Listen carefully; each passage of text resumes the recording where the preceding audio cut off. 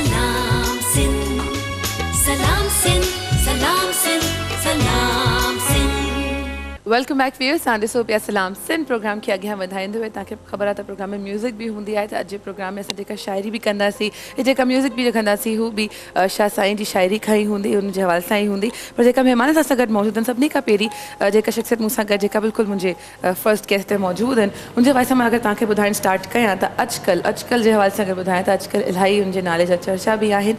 नौजवान नस्ल में सिंधी अदब में इलाही नालो, इलाही कमु कयो आहे। उनखां सवा अगरि तव्हांखे ॿुधाईंदी हलां त कॉलम निगार बि आहिनि, शाइरी बि कंदा आहिनि, अहिड़ी त मक़बूल कंपेरर बि आहिनि। त मूंसां गॾु हिकिड़ी ज़बरदस्त क़िस्म जी पर्सनैलिटी मौजूदु आहे, जेका शाइर आहिनि, लेखक आहिनि, कॉलम निगार आहिनि, ऐं स्पेशली नौजवाननि जे लाइ इलाही कमु कनि पिया, इलाही शाइरी कनि पिया, इलाही फेमस बि आहिनि, स्पेशली यंगस्टर्स जे विच में। त वेलकम चवंदासीं अमर इकबाल साहब खे, तव्हां सां गॾु मौजूदु आहिनि। अस्सलाम वालेकुम, वेलकम, छा हाल आहे तव्हांजो?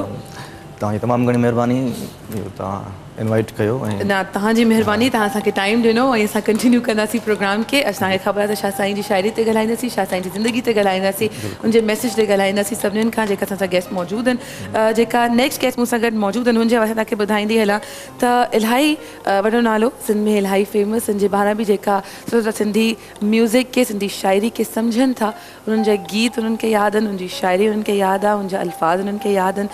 ॿुधाईंदी हलां त तमामु सुठा अदीब आहिनि, शाइर आहिनि, लेखक आहिनि, तमामु ख़ूबसूरती सां लिखंदा आहिनि, तमामु ख़ूबसूरत अल्फाज़ इस्तेमालु कंदा आहिनि। शाह साईं जे हवाले सां उन सां बि ॻाल्हाईंदासीं, जेका रेडियो पाकिस्तान ते बि इलाही कमु कनि पिया, कंदा बि आहिनि इलाही घणे अरसे खां। तव्हां सां गॾु मौजूदु आहिनि कौसर बुर्रो साहब, वेलकम चवंदासीं। अस्सलाम वालेकुम, वेलकम, तव्हांखे छा हाल आहे तव्हांजो? सभु ख़ैर। अच्छा, तव्हां खां बि साॻे सुवाल हूंदियूं। तव्हांखे ख़बर आहे त अॼु लास्ट डे आहे उर्स जो, ऐं असां कोशिशि कंदासीं त हर पहलू ते थोरी नज़र विझूं, शाह साईं जी शाइरी ते, शाह साईं जे अल्फाज़नि ते। ऐं उन सां गॾु जेका टे महिमान मूंसां गॾु मौजूदु आहिनि, अॼु मूं त मुंहिंजी पहिरीं मुलाक़ात थिए पई सर सां, पर इलाही लॻे पियो त अॼु जे प्रोग्राम में इलाही कुझु सम्झण में मूंखे मिलंदो, कुझु वधीक इंफॉर्मेशन मिलंदी। इन करे जेका पर्सनैलिटी मौजूदु आहे, जॾहिं उनजो इंट्रोडक्शन मूंसां गॾु थियो त मूंखे ॿुधायो वियो त ही नाले खां पहिरीं हिकिड़ी शइ मूंखे ॿुधाई त जी मां शाह सरकार जो फ़क़ीर आहियां, उनजे हवाले सां ई कंदा आहिनि। खोड़ सारी रिसर्च कई आहे उनजे हवाले सां, शाह साईं जे हवाले सां इलाही रिसर्च कई, इलाही डीप में वञी करे उनजी शख़्सियत खे, उनजी शाइरी खे, उनजे अल्फाज़नि खे पढ़ण जी कोशिशि कई। पाण तमामु सुठो लिखंदा आहिनि, तमामु सुठो पढ़ंदा आहिनि, तमामु सुठे हवाले सां अॼु ॻाल्हाईंदासीं। असां सां गॾु मौजूदु आहिनि अम गोपांग साहब। अस्सलाम वालेकुम, वेलकम वली ख़ान, छा हाल आहे तव्हांजो? फ़क़ीर हाज़िर आहे। बिल्कुलु बिल्कुलु आयो। ऐं अॼु खोड़ सारी ॻाल्हियुनि करे शाह साईं जे हवाले सां जेतिरा बि माण्हू लिखंदा आहिनि, पढ़ंदा आहिनि, उनजी शाइरी खे जेका तर्जुमो बि कयो आहे, हर दफ़ा लॻंदो आहे त बिल्कुलु डिफरेंट क़िस्म जी ॻाल्हियूं आहिनि, मुख़्तलिफ़ ॻाल्हियूं आहिनि, मुख़्तलिफ़ अल्फाज़ आहिनि। त सभिनी शयुनि जे बारे में ॻाल्हि कंदासीं। हिकिड़ी शइ वरी रिपीट कंदासीं हिते, जेका असां सां गॾु कौसर साहब हिते मौजूदु आहिनि, हुनजो हिकिड़ो सॉन्ग जंहिंजी वजह सां इलाही सुञाण मिले हिनखे, तूं मुंहिंजो सनम आहीं मां तुंहिंजो सनम आहियां, इलाही फेमस, जंहिंजी वजह सां उनखे वधीक सुञाण मिली आहे, वधीक जो नालो थियो आहे। त कुझु उनजे हवाले सां बि ॻाल्हाईंदासीं। सभिनी खां पहिरीं कौसर साहब, तव्हां खां मुंहिंजो सुवाल हूंदो, जीअं असां ॾिसंदा आहियूं शाह सरकार जी शाइरी खे, उनजे अल्फाज़नि खे, उनजी पर्सनैलिटी खे, उनजी ज़िंदगी खे कहिड़े तरीक़े सां एक्सप्लेन कंदो, पोइ ट्रेन खां साॻियो सुवाल मुंहिंजो हूंदो। बुनियादी ॻाल्हि हीअ आहे माहिमा, त इंसान खे एतिराफ़ करण में को आर महसूसु न करणु खपे।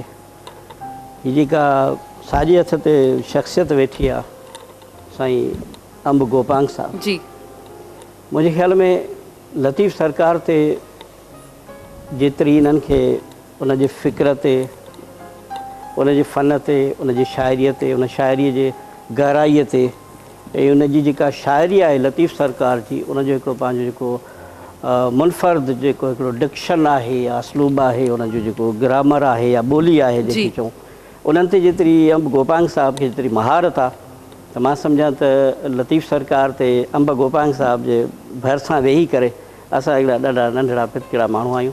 लतीफ़ सरकार ते ॻाल्हाईंदे शायदि असांखे हबक महसूसु थिए, जजक महसूसु थिए, एॾी वॾी शख़्सियत आहे, सची ॻाल्हि जेका हिकिड़ो इनसाइक्लोपीडिया चवंदा आहियूं अंब गोपांग खे असां लतीफ़ सरकार ते। जी हा, त लतीफ़ सरकार ते त साईं वधीक ॻाल्हाए सघनि था, पर इहो आहे त लतीफ़ सरकार असांजे सिंध जे शाइरनि जो सरवाण आहे, असांजो फ़िक्री अॻुवाण आहे। ऐं लतीफ़ सरकार जी शाइरी न हुजे हा त मुख़्तसिर मां ईअं चवां त शायदि सिंध खे, सिंधी माण्हुनि खे, या जेके सिंध जा अमर किरदार आहिनि या सिंध जा जेके इहे रोमानवी किस्सा आहिनि, उन्हनि खे शायदि ई को सुञाणे सघे हा। जेकॾहिं लतीफ़ सरकार जी शाइरी आहे उनजो रिसालो असांजे विच में मौजूदु न हुजे हा त। जी सर तव्हां खां सवाल साॻियो ई हूंदो, कहिड़े तरीक़े सां शाह साईं जी शाइरी असांजी ज़िंदगियुनि ते रोशनी विझे थी, रोशन करे थी, कंहिं क़दुरु छा चओ? हाँ हीअं था करियूं त असीं आदर भाव जेको कयूं था उहो लतीफ़ साईं जे बैत सां कयूं था। ज़रूरु। जेके असांखे ॾिसनि था, असांखे ॿुधनि था, या फ़िलहालु जेके असीं जेके पंहिंजा पाण में वेठा आहियूं जी। लतीफ़ साईं जी जेकॾहिं वॾे खां वॾी महिरबानी असां ते जेकॾहिं अॼोके ॾींहं में आहे हुननि तव्हां जहिड़नि महबूब माण्हुनि सां असांखे मिलायो आहे। सॼी सिंध बि असांखे ॾिसे पई, उहे बि असांजा महबूब आहिनि। उन्हनि सभिनी खे ॾिसी जे करे लतीफ़ साईं हीअं चवे, शुक्र गॾियासूं सुपिरी जीअरे जानी यार। माना माण्हू ॼमण खां अॻे बि किथे न किथे गॾु हो, पोइ कंहिं किरणे में हूंदो, कंहिं झिरणे में हूंदो, कंहिं गजर में, कंहिं बसर में। छो त अदम जो जेको सफ़र आहे न उहो अलाए किरोड़े जेको आहे सो सालनि खां शुरू आहे। त लतीफ़ साईं चए थो त शुक्र गॾियासूं सुपिरी जीअरे जानी यार। छा थियो? वेठे जनी वट में कोड़े थिया करार। माना हिकिड़ो त करार चइबो आहे मज़े खे, पर कोड़े लफ़्ज़ विझण खां पोइ उनखे अनलिमिटेड करे छॾियो। माना को उनजो को काथो को मथो ई कोन्हे को। त अहिड़ा भला माण्हू असांखे ज़िंदगी में मिलिया। अॼु तव्हांजे लाइ थो चवां, मुंहिंजे पासे में वेठा आहियूं। त शुक्र गॾियासूं सुपिरी जीअरे जानी यार, वेठे जनी वट में कोड़े थिया करार। धणी दुआ थो घुरे त धणी गिज मधार पाड़ो तिन पिरनि खां। सदाई इन्हनि पीरनि जे पाड़े में हुजूं ऐं इन खां वधीक ॿियो ज़िंदगी जी ॿी का बि ख़ुशी कोन्हे का। बाक़ी लतीफ़ साईं जी जेका फिलासफ़ी आहे उहा ॾुखी न आहे, एॾी सवली आहे। जेकॾहिं माण्हू इंसान ऐं जानवर जे विच में जेकॾहिं असांखे फ़र्क़ु सम्झणो हुजे ऐं उन में इंसान ते हिकिड़ी मयार थो करे, अहिड़ा बैत जेके सॼो ॾींहुं ॿारनि खे सेखारींदा आहियूं। वगर करियो वतन पिर्त न चरनि पाण में, पसो पखी अड़नि माण्हू आहे मेठि घणो। प्राइमरी जे ॿार खे अञा आवाज़ु हुनजो नंढड़ो हूंदो, ॻाल्हाए बि न सघंदो, उनखे इहो हिन बैत में लतीफ़ साईं असांखे मयार थो ॾिए। बिल्कुलु इन ॻाल्हियुनि खे अॻियां वधाईंदासीं। खोड़ सारी ॻाल्हियूं आहिनि डेफिनेटली। अॼु जो प्रोग्राम नाले कयूं था शाह सरकार जे। असांजी नंढी कोशिशि आहे होपफुली सुठे नमूने सां इनखे मुकमल करे सघूं था। नंढी ब्रेक वेंदासीं, ब्रेक खां पोइ कंटिन्यू कयूं था। असां सां गॾु रहिजो। सलाम सिंध। सलाम सिंध, सलाम सिंध, सलाम सिंध, सलाम सिंध, सलाम सिंध, सलाम सिंध, सलाम सिंध, सलाम सिंध, सलाम सिंध, सलाम सिंध, सलाम सिंध, सलाम सिंध। Welcome back viewers. तव्हां ॾिसो पिया सलाम सिंध। हाणे कुझु क्लिप्स तव्हांखे असांजा नज़र आया हूंदा। कॾहिं कॾहिं लाइव प्रोग्राम में शयूं थी वेंदियूं आहिनि त उनजो बुरो न मञणु घुरिजे। इन करे त हीउ लाइव प्रोग्राम आहे। लाइव प्रोग्राम में लाइव में केतिरी प्रॉब्लम्स थींदियूं त तरीक़े सां लाइव प्रोग्राम में बि थींदे रहजनि, पर असां उनखे हैंडल करे वेंदा आहियूं। कंटिन्यू कंदासीं प्रोग्राम खे। हिकिड़ी कॉल असां वटि आहे। कॉल खां पोइ जेको साॻियो सुवाल हो असांजे ॿिए गेस्टनि खां बि कंदासीं ऐं अञा उन हवाले सां ॻाल्हाइण जी कोशिशि कंदासीं। कॉल ते केरु आहे? अस्सलाम वालेकुम। वालेकुम अस्सलाम। सदाकत भाउ, तव्हांखे भलीकार चवंदासीं। छा हाल आहे? भलीकार त पिट धणीअ जे बेत सां शुरूआत कंदासीं। ज़रूरु। भलीकार चवंदो त उहा भलीकार में शामिल न थींदी। जी। तो भलीकार विहारी अथव, भलीकार इश्क विहारियो अथव। ऐं त छा नंढड़ो माण्हू ख़ुदा करे मूंखे इन ॿिनि सिटुनि खे पढ़ंदे का ग़लती न थी। पाण ई जल जलाल, पाण ई जान जमाल, पाण ई सूरत पिरीअ जी, पाण ई हुसन कमाल, पाण ई पीर मुरीद थिए, पाण ई पाण ख़्याल, सभु ई हाल मुंहिंजो ई मालूम थिए। आयल मुंहिंजा टई दोस्त, मुंहिंजो उन्हनि खे चुमियो, उन्हनि खे भाकुर मुंहिंजा पेरनि ते हथ क़बूल कया। महिरबानी क़बूल कया त मूंखे ॿुधायो त मां अॻिते वधां। महिरबानी छाजी महिरबानी त उन रोशनी जी आहे, उन दीए जी आहे जेको अॼु हिते पंहिंजी रोशनी ॾेई रहियो आहे। अम्ब साहब जी मौजूदगीअ में, कौसर साहब ऐं अमर इकबाल साहब जी मौजूदगीअ में जेकॾहिं मां कुझु ॻाल्हायां त मां नाटक थींदुसि, पर मां सिर्फ़ु ॿ लफ़्ज़ चवंदुसि त हीअ जेका यूनिवर्सिटी आहे, हीअ जेको वॾो इंस्टीट्यूट आहे दुनिया में बेट धणी, उन इंस्टीट्यूट खे वधाइण लाइ ख़ुदा असांखे अॻिते वधिणो पवंदो, महदूद न रहणो पवंदो। सवाइ इन बेटनि जी डेफिनेशन खे कॾहिं दुनिया में खणी वञणो पवंदो। सिंध जी सूरत ॾेखारणी पवंदी, सिंध जो आइनो ॾेखारणो पवंदो। उन आइने में ॾिसो जंहिंमें बेटाई वेठो आहे, तव्हां उन आइने में एॾा सुहिणा लॻंदव, भली तव्हांजो मेकअप न हुजे, भली तव्हां सींगारियल न हुजो, पर जॾहिं बेटाई जे पेटनि में अखियूं विझंदव त तव्हां पाण ई मुनवर थी वेंदव। मुंहिंजो सलाम आहे सिंध जी खे, सिंधी जे डायरेक्टर खे, सिंधी जे सरवाण खे ऐं इहा मुंहिंजी वेठल भेण अलाह हिनखे बि इम्तिहान में पूरो करे जेका तव्हांजे विच में वेठी आहे। मुंहिंजो सलाम तमामु महिरबानी। तमामु महिरबानी। महिरबानी महिरबानी तव्हांजी। Thank U. कॉल कंदा आहिनि, तमामु सुठी ॻाल्हियूं असां सां गॾु शेयर कंदा आहिनि। तव्हां बि कॉल करे सघो था, 0213 डायल कयो 454188। कॉल खे मुख़्तसिर ठाहिजो ताकी असां अञा छा सरकार जे हवाले सां ॻाल्हियूं असांजे पंहिंजे गेस्टनि सां करे सघूं। असां ॻाल्हियुनि खे अॻियां वधाईंदासीं। अमर भाउ, तव्हां खां सवाल हिकिड़ो मुंहिंजो हूंदो, साॻियो क्वेश्चन, कहिड़े तरीक़े सां लतीफ़ सरकार जी ज़िंदगी जी शाइरी असां सभिनीनि जी ज़िंदगी ते रोशनी विझे थी, कहिड़े तरीक़े सां बयानु कयो?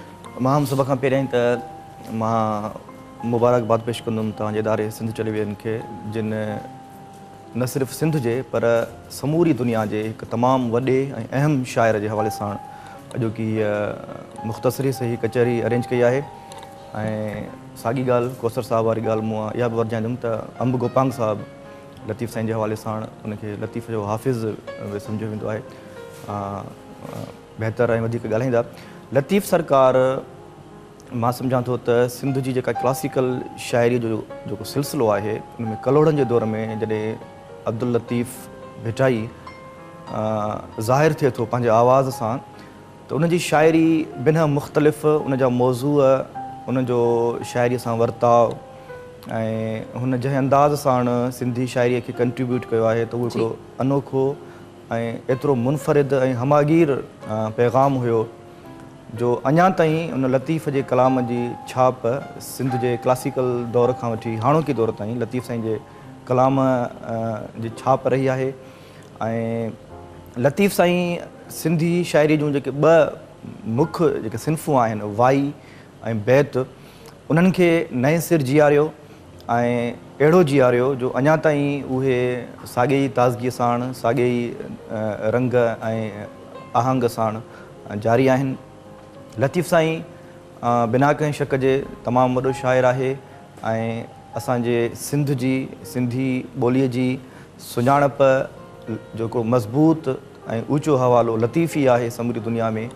मां त ईअं बि चवंदुसि त लतीफ़ साईं सिंधी ॿोलीअ खे पंहिंजे कलाम जे वसीले हिकिड़ो नओं जीअदान ॾिनो ऐं सिंधी ॿोली जेका सदियुनि खां हलंदी पई आई, लतीफ़ जे कलाम जे ज़रिए हिकिड़ो नओं ब्रेक थ्रो पैदा थियो सिंधी शाइरीअ में। लतीफ़ हिकिड़ो घणरुखो शाइर, लतीफ़ साईं जो कलाम जी इहा ख़ूबी आहे त लतीफ़ जो जेको पैगाम आहे, लतीफ़ जो जेको मैसेज आहे, उनखे ज़िंदगी ऐं समाज जूं सभई धुरियूं, जीअं सवेर अंब साहिबु ज़िक्र पियो कयो, उनखे सभई धुरियूं ऑन थियूं कनि। लतीफ़ हिकु तरफ़ रोमांस जो तमामु वॾो शाइर आहे, उनजे शाइरीअ में हुस्न ऐं जमाल जा जेके जलवा आहिनि, ॿिए तरफ़ मज़ाहमत मिले थी ऐं ज़िंदगी ऐं मौत जा हड़ेई फ़लसफ़ा लतीफ़ जे कलाम मां परोड़े सघजनि था। ऐं लतीफ़ जा जेके किरदार आहिनि उन्हनि मां अक्सरियत उन्हनि किरदारनि जी आहे जेके असांजे लाइ, ख़ासि करे नौजवान नस्ल जे लाइ उत्साह ऐं इंस्पिरेशन जो सबबु बणिजनि था। मुख़्तसरन ईअं चई सघिजे थो त लतीफ़ जो कलाम सिंधी ॿोलीअ जो असासो आहे ऐं उनजे ई आधार असीं समूरी दुनिया में सुञाता वञूं था। बेशक। कौसर, तव्हां खां सवाल कंदसि मां हिते, शाइरी जॾहिं असां ॿुधंदा आहियूं त शाइरी आहे त सिंध जी शाइरनि जो जॾहिं नालो अचे त सभिनी खां पहिरीं शाह सरकार जी नालो अचे थो। सिंध जा वॾे में वॾा शाइर शादुल लतीफ़ भिटाई आहिनि, स्कूल में ॿारनि खे पढ़ायो वञे थो, पर हिकिड़ो शाइर हेॾे वॾे शाइर खे कीअं थो ॾिसे? एज़ अ शाइर अगरि पुछां त हू त डेफिनेटली डिफरेंट तरीक़े जी पर्सनैलिटी हुननि जी हुई जेका असां पढ़ंदा आहियूं, जंहिंजे हवाले सां हिते ख़बर बि न आहे असांखे कहिड़े तरीक़े सां तव्हां ॻाल्हि इहा त हिते फ़िलहालु ॿिनि ॻाल्हियुनि जो ज़िक्र कयूं था त लतीफ़ सरकार जी तव्हां हिकु शाइर जी हैसियत में जेका वुसत नज़री जंहिंखे खणी चइजे उहा ई त तव्हां ॾिसो त लतीफ़ सरकार जा जेके तव्हां शाइरी पढ़ो था त उन जा मौज़ूआत ॾिसो तव्हां माहिम त शायदि ई रूए ज़मीन जी का शइ अहिड़ी हुजे चुरंदड़ पुरंदड़ या बीठल जेका हुजे, जीअं चवंदा आहिनि त नबातात या जमादात या हैवानात, जो लतीफ़ सरकार जे शाइरीअ में उन तव्हांखे ज़िक्र न मिले।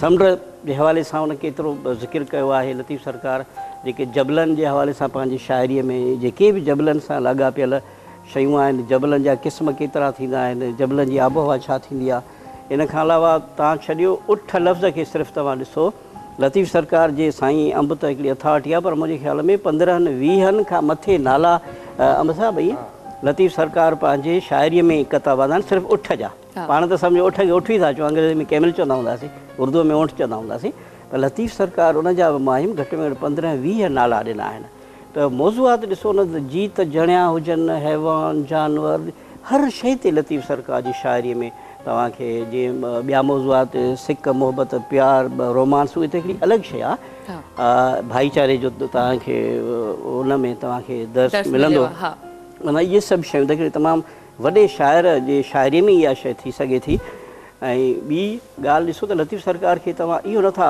चई सघो त हू भिटाई त आहे पर उहो भिटशाह इलाइक़े जो शाइर कोन्हे को सिंध जो त आहे पर उहो सिंध जो शाइर कोन्हे को पाकिस्तान में त उहो सिर्फ़ु पाकिस्तान जो शाइर कोन्हे को दुनिया जा तमामु वॾनि शाइरनि जो तव्हां मुतालियो कयो त उन में तव्हांखे किथे बि शायदि ई कंहिं शाइर जी शाइरीअ में पूरे आलम जे लाइ दुआ थियल हुजे साईं सदाई करी मथे संत सुकार दोस्त मिठाल दिलदार आलम सभु आबाद करी इहो तमामु वॾो बैत आहे पर हिन जूं आख़िरी ॿ लाइनूं आहिनि त पाण शाह साईं खे हिकिड़े बहस ते हिकिड़े शाइर हिकिड़ो आलमी शाइर चऊं त हिन में को वधाउ न जी हाँ अम साहब हिते सवाल तव्हां खां मुंहिंजो हूंदो असां ॾिसूं था असां ॻाल्हायूं था त जी असां सभिनीनि जी असां सॼी इंसानियत जे लाइ रूहानी तौर ते इलाही तरीक़े सां असांखे हील कयो आहे लतीफ़ सरकार तव्हां कीअं ॾिसो था हिन सॼे सिनेरियो खे पर्सपेक्टिव खे कहिड़े तरीक़े सां लतीफ़ सरकार जी जेका शाइरी आहे रूहानीअत जे तौर ते रूहानी तरीक़े सां असां सभिनीनि खे मुतासिर बि कयो आहे असर बि कयो आहे हिन सवाल जो जवाबु असां ब्रेक खां पोइ वठंदासीं नंढी ब्रेक वठूं था व्यूअर्स ब्रेक खां पोइ तव्हांजी कॉल्स कुझु म्यूज़िक और कुझु ॻाल्हियुनि अॻियां वधाईंदासीं असां सां गॾु रहजो